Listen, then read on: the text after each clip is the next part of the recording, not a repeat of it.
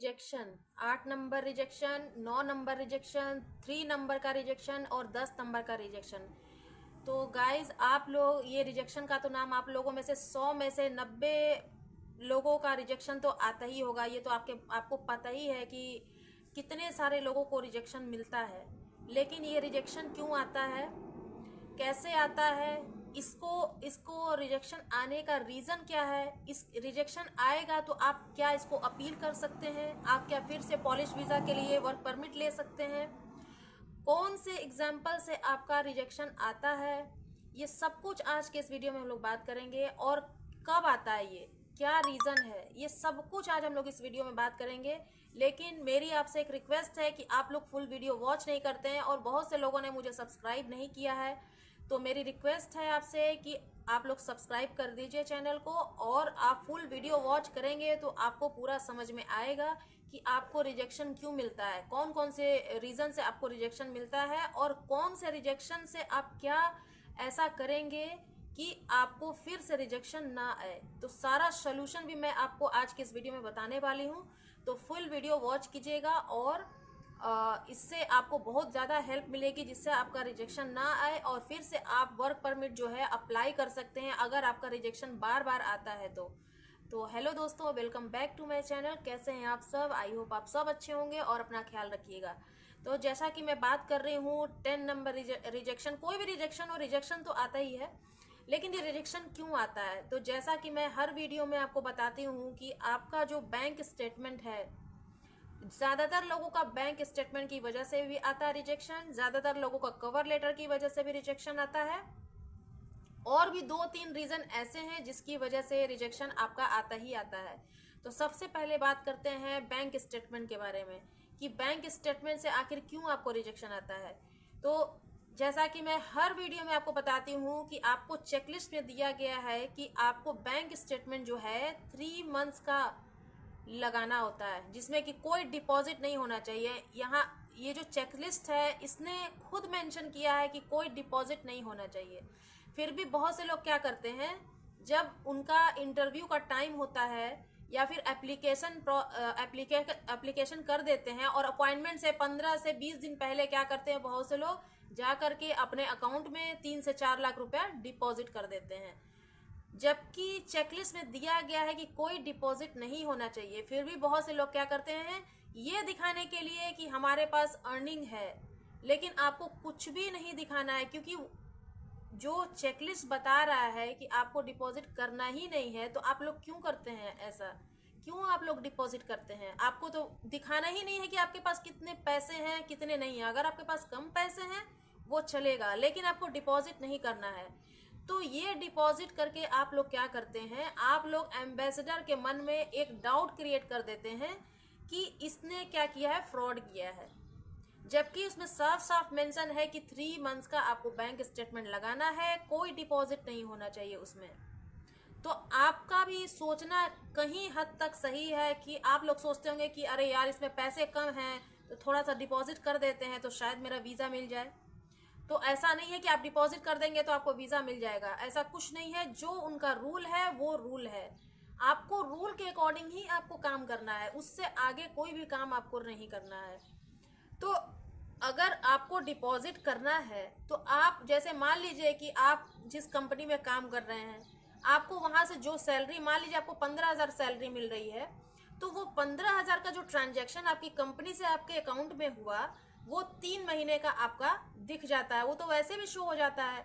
लेकिन अगर कहीं पीछे का ट्रांजैक्शन, क्योंकि वो लोग पूरा चेक करते हैं, अगर मान लीजिए पीछे का ट्रांजैक्शन जो है 15,000 का है और बीच का जो 3 महीने का ट्रांजैक्शन है उसमें 50,000 का है, किसी में 1 लाख रुपए का है, किसी में 2 लाख रुपए का है ऐसा ट्रांजैक्शन, तो इससे क्या होगा, उनके मन में डाउट क्रिएट होगा कि इसने कहीं ना कहीं से लोन लेकर के इसमें अपने अकाउंट में पैसे डाले हैं, या तो कहीं से उधार लेकर इसने पैसे डाले हैं। कुछ ना कुछ तो माइंड में उनके क्रिएट हो जाएगा कि अचानक से इनकी सैलरी इतनी कैसे बढ़ गई कि इनके अकाउंट में कभी 50,000 सैलरी आ रही है, कभी 1 लाख का ट्रांजैक्शन हो रहा है, तो कभी 2 लाख का ट्रांजैक्शन हो रहा है। तो ये डाउट उनके मन में ऑटोमेटिक क्रिएट हो जाएगा कि आपने उनके साथ फ्रॉड किया है। तो उनके मन के डाउट को जो आपको क्लियर करना है वो क्लियर तो हो नहीं पाया, क्योंकि उसमें साफ साफ लिखा है कि आपको डिपॉजिट करना ही नहीं है, तो फिर आप क्यों करते हैं डिपॉजिट? हाँ, आप थोड़ा सा आप उसमें से निकाल सकते हैं या थोड़ा बहुत आप उसमें डाल सकते हैं, लेकिन अगर आप ये काम नहीं ही करेंगे तो ये आप उससे बच सकते हैं, रिजेक्शन होने से आप इससे बच सकते हैं। दूसरा रिजेक्शन का कारण ये है कि आपको उसमें जो प्रूफ देना होता है, जो आपको वर्क परमिट मिलता है, मान लीजिए कि आपको 1 ईयर का वर्क परमिट मिला, किसी को 2 साल का मिलता है, किसी को 3 ईयर्स का मिलता है वर्क परमिट। तो अगर आपको 1 ईयर का वर्क परमिट मिलता है तो आप उनको प्रूफ नहीं देते हैं ये कि आपका काम खत्म होने के बाद आप अपनी कंट्री बैक हो जाएंगे। बहुत से लोग इस बात का प्रूफ नहीं दे पाते हैं कि हमारा काम खत्म होने के बाद हम अपनी कंट्री वापस लौट जाएंगे। एक रीजन आपको वहां पर प्रूफ में देना पड़ता है, और ये आपको कवर लेटर में सब कुछ मेंशन करना होता है, खुद का अपना पर्सनल डिक्लेयर करना पड़ता है कि आप वहाँ क्यों जा रहे हैं, आपका काम खत्म होने के बाद आप अपनी कंट्री वापस आ जाएंगे, और आपकी फैमिली में कौन कौन है, आपकी फैमिली में क्या कारण है कि आपको मतलब अपना काम खत्म होने के बाद आप अपने देश वापस आ जाएंगे। तो ये सब जो प्रूफ होता है ना, ये प्रूफ देना पड़ता है। ये सब कुछ रिजेक्शन का कारण है, क्योंकि जितनी कंट्रीज हैं वो अपने रूल्स को बहुत अच्छे से फॉलो करती हैं। इंडिया में तो मान लीजिए ऐसा नहीं चलता है, कहीं ना कहीं जुगाड़ चलता है वहाँ पे कि अच्छा चलिए हो जाएगा, बट ये सब कंट्रीज जो हैं अपने रूल्स को बहुत अच्छे से फॉलो करती हैं। उन्होंने जो मेंशन कर दिया तो बस उसी को वो लोग फॉलो करते हैं। तो चलिए मैं मान लेती हूँ कि आपका जो बैंक स्टेटमेंट है सही है, और आपके सारे डॉक्यूमेंट सही हैं, आपके बैंक स्टेटमेंट सॉरी बैंक में जो आपके अकाउंट में जो पैसे हैं वो कम हैं, तो इससे आपको कोई प्रॉब्लम होनी ही नहीं चाहिए। मैं आपको ये बता रही हूँ कि बैंक स्टेटमेंट जो है, एम्बेसी में जो आप डॉक्यूमेंट लगाते हैं बैंक स्टेटमेंट का, तो बैंक स्टेटमेंट लेने का उनका मतलब सिर्फ इतना होता है कि आपके अकाउंट में इतने पैसे, इतनी सेविंग रहनी चाहिए कि जब भी आपका वर्क परमिट जब आपका ख़त्म हो जाए, या बाय चांस जिस कंपनी में आप काम करने के लिए जा रहे हैं इन फ्यूचर आपको शायद 6 महीने ही काम करने का मौका मिले, या फिर 1 साल के बाद जिसका वर्क परमिट 3 इयर्स का है, जिसका परमिट 2 साल का है, मान लीजिए 3 साल में आपको सिर्फ 1 साल काम करने का मौका मिला, बाकी के 2 साल आप कैसे रहेंगे? मान लीजिए कि आपको 3 इयर्स काम करने का मौका मिल रहा है, 2 साल आपने काम किया, तो बाकी का 1 साल आप कैसे करेंगे? तो ये जो बैंक स्टेटमेंट आपको देनी पड़ती है, इस बैंक स्टेटमेंट को देने का मकसद सिर्फ इतना होता है कि आपके पास इतनी सेविंग है कि आप अपने टिकट्स को रिटर्न टिकट जो है खुद करा करके आप वापस जा सकते हैं। और अगर पॉसिबल नहीं है तो यहाँ की सरकार जो है ऐसी है कि अगर आपके पास जॉब नहीं है तो वो क्या करती है कि आपको अकोमोडेशन एंड फूड, और कोशिश ये भी करती है कि आपको कहीं ना कहीं से जॉब आपको यहाँ दे दी जाए, अगर आपके पास वर्क परमिट है या नहीं है फिर भी।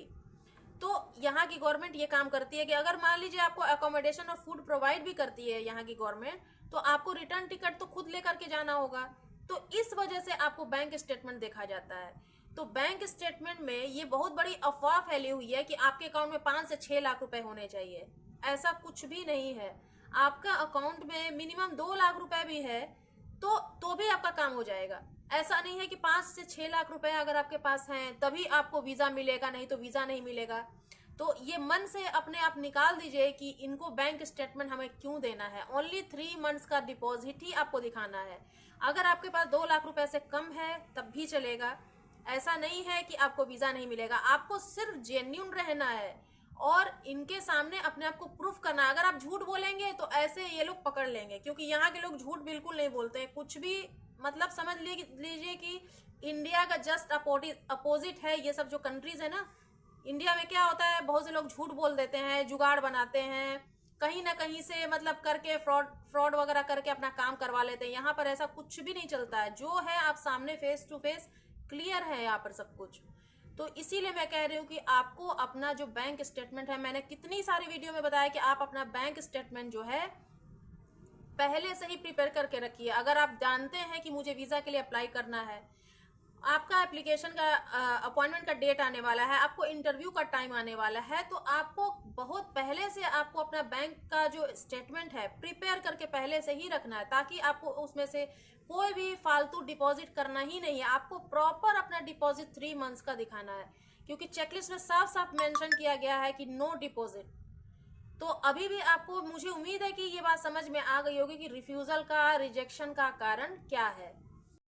तो आप अपनी सैलरी से रिलेटेड ही अपने बैंक स्टेटमेंट को प्रिपेयर कीजिए। मान लीजिए आपकी सैलरी 20,000 है, तो 20,000 आपकी सैलरी जो है आपके मतलब ऑफिस से ही आपका ट्रांजैक्शन आपकी अकाउंट में ही होगा, तो 20,000 तो आपका आ ही रहा है, प्लस आप 1-2 हज़ार ऊपर से भी डाल देते हैं तो उसमें कोई प्रॉब्लम वाली बात नहीं है, या फिर 1-2 हज़ार कम भी होता है तो उसमें कोई प्रॉब्लम वाली बात नहीं है। लेकिन अगर 20,000 से ज्यादा, मान लीजिए कि एकदम से 50,000 आपने डाल दिया, फिर नेक्स्ट मंथ आपने डाल दिया 2 लाख रुपए, तो ये फ्रॉड साफ साफ दिख रहा है और ये उनको दिख जाता है। तो ऐसा मत कीजिए। आप अपना बैंक स्टेटमेंट जो है बहुत पहले से ही प्रिपेयर करके रखिए। अगर आपको पता है कि मुझे वीज़ा के लिए अप्लाई करना है, ये सब एक अफवाह है कि आपके बैंक में, आपके अकाउंट में आपको 5 से 6 लाख रुपए दिखाने पड़ते हैं, 10 लाख रुपए दिखाने पड़ते हैं, तो ऐसा कुछ नहीं है। कोई घबराने वाली बात नहीं है। आपको सिर्फ जेन्यून रहना है कि आपको किस तरह से अपना डॉक्यूमेंट जो है एकदम जेन्यून तरीके से आपको प्रिपेयर करना होता है।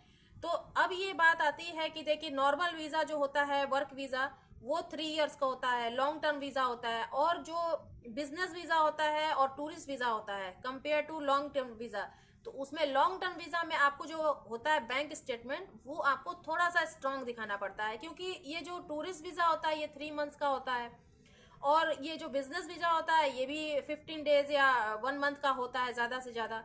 तो इनको ज़्यादा स्ट्रॉन्ग अपना बैंक स्टेटमेंट दिखाने की ज़रूरत नहीं पड़ती है। लेकिन लॉन्ग टर्म वीज़ा में आपको थोड़ा सा स्ट्रॉन्ग, स्ट्रॉन्ग का मतलब क्या, 1.5 लाख रुपए, 2 लाख रुपए आप दिखा दीजिए, या फिर जेन्यून दिखाइए। जो आपकी सैलरी है, जिस कंपनी में आप काम करते हैं, आपको वहां से कितनी सैलरी मिलती है, कितनी आप डिपॉजिट करते हैं हर मंथ, तो सिर्फ आपको उतना ही रखना है, उससे ज़्यादा बिल्कुल भी नहीं रखना है।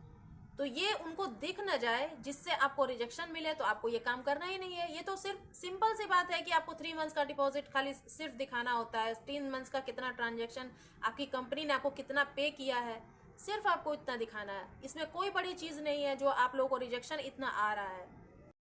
कभी भी आपको एक अकाउंट से दूसरे अकाउंट का ट्रांजैक्शन आपके अकाउंट में नहीं दिखना चाहिए। ये साफ साफ पता चल जाता है। ये सबसे बड़ा प्रूफ है कि दूसरे अकाउंट से ट्रांजैक्शन आपके अकाउंट में हुआ है। तो ये सबसे बड़ा रिजेक्शन का कारण है। अगर आपको इससे बचना है तो ये सब मत कीजिए। हाँ, आपको अगर दिखाना है तो आप इस बैंक स्टेटमेंट के साथ साथ आपका जो खर्चा है, जैसे मान लीजिए आप रेंट पे रहते हैं, तो उस रेंट का खर्चा, अपने ग्रोसरी का खर्चा, मतलब जो भी आपकी लाइफ में जो खर्चा है अपने सैलरी के अकॉर्डिंग, आप उसमें मेंशन करके आप उसमें दिखा सकते हैं। तो आपको बस इतना ही करना है रिजेक्शन से बचने के लिए, कि आपको कोई भी ट्रांजैक्शन उसमें नहीं करना है। अब बात करते हैं कि दूसरा रिजेक्शन का कारण क्या होता है। दूसरा रिजेक्शन का कारण होता है आपका कवर लेटर। कवर लेटर, जो कि मैंने और भी वीडियो में बताया कि कवर लेटर जो है आपका सपोर्टिंग डॉक्यूमेंट है, जिसमें आपको सब कुछ मेंशन करना होता है जो आप सीवी में मेंशन नहीं करते हैं, वो आपको कवर लेटर में मेंशन करना होता है कि आप कौन हैं, आपका पर्पस क्या है फॉरेन कंट्री जाने का। आप अपनी कंट्री से जैसे काम खत्म हो जाएगा तो आप वापस आ जाएंगे, वो प्रूफ दिखाना होता है। आपके घर में कौन है, आपके पास एसेट्स क्या हैं, मतलब कि जो भी ज़मीन वगैरह आपके पास है वो सब बतानी होती है। आपका जो पर्पस है फॉरेन कंट्री जाने का, आप काम खत्म होने के बाद आपको प्रूफ देना होगा कि आप वापस आ ही जाएंगे। आपके घर में कौन है, अगर आप मैरिड हैं तो मैरिड बताना पड़ता है, बच्चे हैं तो बच्चे के बारे में बताना होता है, और जो लोग मैरिड नहीं हैं, जिनकी शादी नहीं हुई है, अगर वो बैचलर हैं तो अपने भाई के बारे में, अपने सिस्टर के बारे में, उनको भी मेंशन करना होता है कवर लेटर में। तो रिजेक्शन से बचना है तो इनके रूल्स को आपको फॉलो करना होगा, नहीं तो फिर आपको रिजेक्शन 100% आएगा। तो फ्रेंड्स, रिजेक्शन का मतलब यही है कि उनको बिलीव नहीं हो रहा है कि आप पोलैंड जाने के बाद आप वापस आएंगे। इसीलिए आपको टिकट जो होती है, रिटर्न टिकट, वो लगानी होती है। चाहे आप डमी टिकट लगाइए, अगर पीएनआर स्टेटस वाला टिकट आप लगाते हैं, जब तक आपका वर्क परमिट है, कितने साल का आपका ड्यूरेशन है, उस डेट तक का आप लगाते हैं, तो एक बिलीव उनको मिल सकता है। लेकिन आपको रिजेक्शन का मेन 2 कारण है, आपका बैंक का स्टेटमेंट जो कि आपको बहुत ही अच्छा मेंटेन करके रखना होगा, और दूसरा है आपका कवर लेटर। कवर लेटर को आपका जो आपका सपोर्टिंग डॉक्यूमेंट है उसको आपको स्ट्रॉन्ग रखना होगा। और जब भी आप इंटरव्यू देने जाते हैं तो इंटरव्यू में ऐसा नहीं है कि आप घबरा जाएं, घबरा करके आप जो आपसे आंसर किया जाए, क्वेश्चन किया जाए, उसका आंसर आप घबरा कर दें। मतलब कि एक सामने वाले को देखने से ही महसूस हो जाती है बात कि ये बंदा झूठ बोल रहा है या सच बोल रहा है, क्योंकि वो आपके वर्क परमिट और आपकी जो सीवी है उसी के अकॉर्डिंग ही आपसे सवाल करेंगे कि आप कितना सच बोल रहे हैं। तो इस बात का आपको ध्यान रखना है। ये दो चीजें जो है आपको मेंटेन रखनी है, bank statement and cover letter. और अब आते हैं कि जब भी आपका रिजेक्शन आता है, रिफ्यूजल आता है, तो उसके बाद आपको क्या करना होगा। क्या कोई ऑप्शन ऐसा है जिससे आप फिर से अपील कर सकते हैं? तो इसका आंसर है कि हाँ, अगर आपका रिजेक्शन आता है, कोई भी तरह का रिजेक्शन हो, तो आपका रिजेक्शन आता है तो आप उसको फिर से अपील कर सकते हैं, जिसको अपील प्रोसेस कहते हैं। तो आप अपील करने के लिए आपको क्या करना होगा, इसके लिए भी आपको 14 डेज का टाइम मिलता है। जब आपका निगेटिव डिसीजन आता है तो निगेटिव डिसीजन से आपको 14 डेज तक का आपको टाइम मिलता है अपील करने का। तो ये इस 14 डेज के अंदर आप अपील कर सकते हैं, लेकिन इसको अपील करने के लिए भी आपको एक स्ट्रॉन्ग लेटर बनाना होगा। स्ट्रॉन्ग लेटर बनाने के लिए आपको क्या करना है कि आपको उसमें अपना प्रूफ, पर्सनल प्रूफ जो है, इंडिविजुअल प्रूफ आपको देना होगा कि क्या कारण है कि आप जा रहे हैं वहाँ जॉब करने, और क्या ये प्रूफ है कि आप ये काम खत्म करके आप वापस आ जाएंगे। तो ये सारा जो आपको डिस्क्रिप्शन है आपको अपने एक लेटर में बना करके आपको आपको एम्बेसी में सबमिट करना होगा विद डॉक्यूमेंट। क्योंकि आपको सबमिट, जब भी आप ये जो आपका रिफ्यूज़ल का लेटर है जब आप सबमिट करने जाएंगे, तो उससे पहले आपको एम्बेसी में कॉल करके आपको ये पता करना होगा कि आपको इनके साथ और भी कोई डॉक्यूमेंट्स ऐड करने की ज़रूरत है या नहीं। तो आप इसको कॉल से भी बात कर सकते हैं, और अगर आप फिजिकली जा करके पता करना चाहते हैं तो उसको भी पता करके उसके साथ आप इस लेटर को, रिफ्यूज़ल लेटर जो आपका आया, निगेटिव डिसीजन आया है, इस अपील लेटर के साथ आपको अटैच करके आपको फिर से सेंड करना होगा। और अगर आप नहीं जाते हैं, जैसे मान लीजिए कुछ एम्बेसीज में क्या होता है कि डे एंड टाइम फिक्स होता है कि आपको अपील करने जाना है, और कुछ एम्बेसीज में क्या होता है कि डे टाइम फिक्स नहीं होता है, आप डायरेक्ट भी जा करके आप अपील का प्रोसेस कर सकते हैं। तो उस केस में आपको क्या करना है, आपको पहले से ही आपको डे टाइम पता करके आप वहां पर जा सकते हैं। तो एक बार आप डबल चेक कर लीजिएगा कि एम्बेसी जाने से पहले कि आपको कौन कौन से डॉक्यूमेंट्स चाहिए और उसको प्रोसेस सबमिट करने का प्रोसेस क्या है। एक बार आप डबल चेक कर लेंगे तो आपके लिए बेटर होगा ये अपील करने का, कि किस तरह से आपको डॉक्यूमेंट्स कौन कौन से फिर से प्रिपेयर करने हैं। और उसके साथ साथ आपको जो अपना अपील लेटर जो आपने बनाया है, आपको स्ट्रॉन्ग अपील लेटर लिखनी होगी, और उसमें आपको अपना इंडिविजुअल रीज़न बताना होगा, डिस्क्राइब करना होगा कि आप फिर से अगर आप पोलैंड जाना चाहते हैं तो जाने के बाद आप वापस आ जाएंगे, और सब कुछ आपको उसमें डिक्लेयर करना होगा, जो भी आपका पर्सनल रीज़न है उसको। तो इस बात का ध्यान रखिएगा कि किसी किसी एम्बेसी में डे एंड टाइम जो होता है ना फिक्स होता है, और किसी किसी एम्बेसी में डे एंड टाइम फिक्स नहीं होता। तो जाने से पहले एक बार आप या तो कॉल कर लीजिए, या तो फिर आप जा करके पता कर लीजिए कि आपको कौन कौन से डॉक्यूमेंट्स चाहिए इसको अपील करने के लिए। अब इस अपील को आपने कर दिया, उसके बाद भी आपका रिजेक्शन आता है, तो अब आप क्या करेंगे। जब आपका सेकेंड टाइम रिजेक्शन आता है तो इसके साथ साथ आप क्या करेंगे, पॉलिश लॉ के अकॉर्डिंग आपको 30 डेज का टाइम मिलता है अपील करने का। मतलब कि जब तक आपको पॉलिश डिसीजन नहीं आ जाता 30 डेज के अंदर आपके अपील प्रोसेस का कि आपका रिजेक्शन आया या फिर से आपको वर्क परमिट मिल गया, तब तक आपको वेट करते रहना पड़ेगा। दूसरा, आपको जो रिजेक्शन के लिए आपको मेल डालनी है, आपको जहाँ से वर्क परमिट मिला है, आप वहाँ पर भी अपनी कंपनी में, आपको जहाँ से वर्क परमिट मिला है, आप उस कंपनी में भी इस लेटर को अटैच करके आप उसको मेल कर सकते हैं कि मेरा जो रिजेक्शन निगेटिव डिसीजन आया है, फिर से मैं उसको अपील करना चाहता हूँ, आप फिर से इस पर मतलब विचार कीजिए कि मुझे वीज़ा देने में हेल्प कीजिए। तो मतलब आप समझ रहे होंगे मैं क्या कह रही हूँ कि अपील करने का मतलब ही ये होता है कि आप मेरे डिसीजन को रिजेक्ट ना करें, मुझे वर्क परमिट, मेरा वर्क परमिट जो है, मेरा वीज़ा जो है, आप एक्सेप्ट कर लें। तो पॉलिश लॉ के अकॉर्डिंग आपको 30 डेज का टाइम मिलता है, और आप जो वर्क परमिट डायरेक्ट अप्लाई करते हैं तो उसको अपील करने का आपको निगेटिव डिसीजन से आपको 14 डेज का टाइम मिलता है। इस बात का याद रखिएगा। तो ये दोनों चीजें आपको, मुझे उम्मीद है कि आपको समझ में आ गई होंगी कि अपील आपको कैसे करना है। और दोबारा फिर से रिजेक्शन आता है तो आपको 30 डेज तक वेट करना पड़ेगा। अब बात करते हैं कि मान लीजिए फिर से अगर पॉलिश कंपनी से आपको 30 डेज के बाद भी आपका रिजेक्शन आता है, तब आप क्या फिर से आप वर्क परमिट के लिए अप्लाई कर सकते हैं? तो इसका आंसर है कि हाँ, अगर आपको रिजेक्शन फिर से आता है, वैसे आपको डिसीजन आ जाएगा 14 डेज के अंदर मिनिमम, और पॉलिश लॉ के अकॉर्डिंग 30 डेज के अंदर। लेकिन अगर आपको वर्क परमिट फिर से चाहिए, तो आपको फिर से वर्क परमिट या वीज़ा लेने के लिए आपका जो निगेटिव डिसीजन आया है, रिजेक्शन जो आया है, उससे 6 महीने के बाद, रिजेक्शन से 6 महीने के बाद आप फिर से आप अपने वर्क परमिट के लिए आप फिर से अप्लाई कर सकते हैं। ये आपको अलाउ है। बहुत से केसेस में नहीं होता है, लेकिन आपको 6 महीने के बाद अब फिर से दूसरा वर्क परमिट आप अप्लाई कर सकते हैं। सेम वर्क परमिट आपको बिल्कुल अप्लाई नहीं करना है, दूसरा ही वर्क परमिट आप अप्लाई कर सकते हैं। तो आई होप ये बात आपको इस वीडियो से पूरी क्लियर हो गई होगी कि रिफ्यूज़ल क्यों आता है। रिफ्यूज़ल के बाद रिफ्यूज़ल बैंक स्टेटमेंट और कवर लेटर के बारे में भी समझ में आ गया होगा कि क्या मुझे ऐसा नहीं करना है कि जिससे रिफ्यूज़ल आए।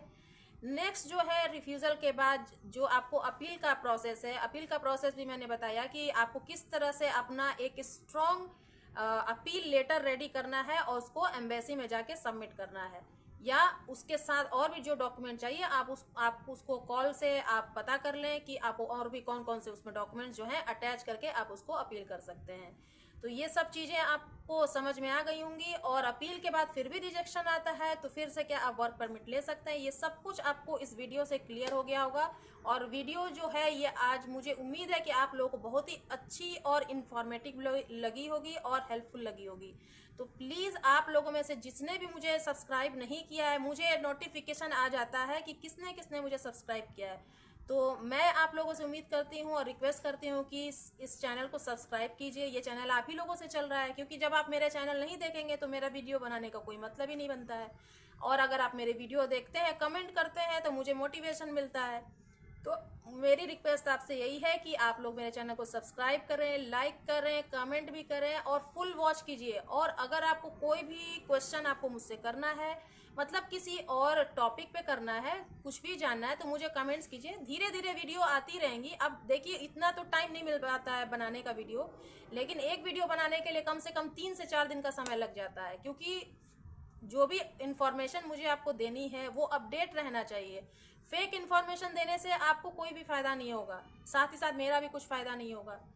आप मेरी वीडियो देखेंगे ही नहीं कि मेरा इन्फॉर्मेशन जो है वो बेकार है, मतलब मेरा इन्फॉर्मेशन जो है अपडेटेड नहीं है, तो मैं इन्फॉर्मेशन मेरा आपको देना बेकार ही हो जाएगा। तो इस वजह से मैं कह रही हूँ कि मुझे मोटिवेट कीजिए, ढेर सारा प्यार, सपोर्ट, सब्सक्राइब, लाइक, शेयर सब कुछ कीजिए। और वीडियो अच्छी लगी तो लाइक ज़रूर कीजिएगा। लाइक करने से तो मुझे बहुत ही अच्छा लगता है। और सब्सक्राइब ज़रूर कीजिएगा। तो नए अपडेट के साथ, नए टॉपिक के साथ मिलेंगे नए वीडियो में। तब तक के लिए बाय बाय।